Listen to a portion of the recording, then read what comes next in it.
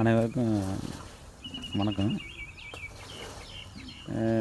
இந்த கள்ளக்குறிச்சியில் வந்து விஷ சாராயம் குடிச்சு செத்தாங்கல்ல, இப்போ கவர்மெண்ட்டோட 10 லட்சம் தரேன்னு சொல்லியாங்க.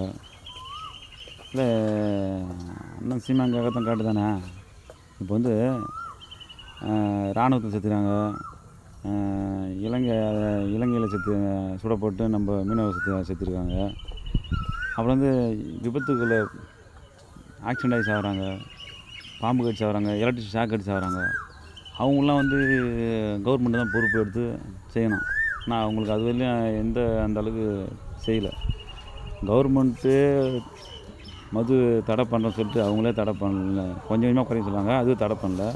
அப்படி இருந்தும் அதை வந்து திருட்டடியாக வீட்டை ஏமாற்றி மனைவி மாதிரி பிள்ளைகளை சரியாக சம்பாதிச்சு கொடுக்காத அந்த காசை தான் குடிக்கிறவங்களுக்கு 10 லட்சம் சரிங்களா. நான் அதை பணம் சம்பாதிக்கிறாங்கள, பணம் சம்பாதிச்சு அவங்க என்ன நகை நட்டு சொத்து வாங்கியிருப்பாங்க, அவங்கக்கிட்ட கணக்கு எடுத்து இவ்வளோ சம்பாதிக்க சொல்லிட்டு வசூல் பண்ணி கொடுங்க, நஷ்டஈடு கொடுங்க. அதான் நியாயம். அரசு பண்ணி கொஞ்ச நாள் வச்சுருந்து அது அவங்கக்கிட்ட வந்து அவங்க பணம் கட்டி வைக்கல பிடிச்சி வெளியே வந்துட, இன்னும் 1 மாதத்தில் வெளியே வந்துட போகிறாங்க. அப்புறம் அவங்க என்ன தண்டிக்க போட போகிறாங்க சொல்லுங்கள். அந்த காசை வச்சு அவங்க வட்டி விட்டு வேறு வேலை சம்பாதிப்பாங்க. அது பாருங்கள் எப்படி போகுது.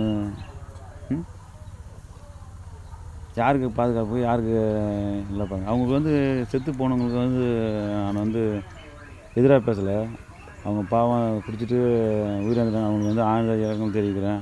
இன்னும் ஹாஸ்பிட்டலில் இருக்கிறவங்க என்னோடய கூட பிறந்த அண்ணன் மாரி தான் அவங்களும், சித்தப்பா அப்பா மாரி தான் அவங்களும். அவங்களுக்கு எந்த உயிர் சேதமும் வராதபடிக்கு ஆண்டவன்கிட்ட வேண்டிக்கொள்வேன் என்ன.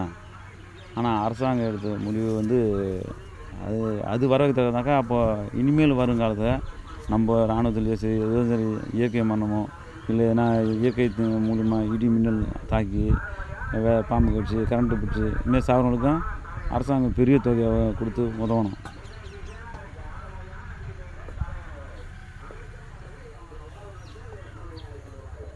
இதை பகிருங்க முடிஞ்ச அளவுக்கு. இது நான் சொல்ல தப்பான்னு சொல்லிட்டு நீங்களே யோசிச்சு பாருங்கள்.